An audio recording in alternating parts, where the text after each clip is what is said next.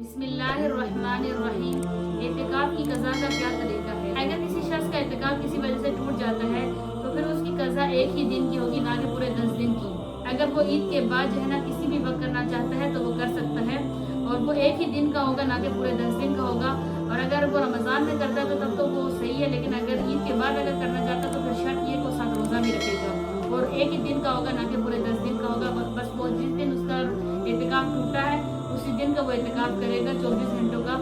और जो है ना इसके लिए ये शर्त है कि वो मगरिब की नमाज से पहले यानी असर की नमाज पढ़ के मगरिब की यानी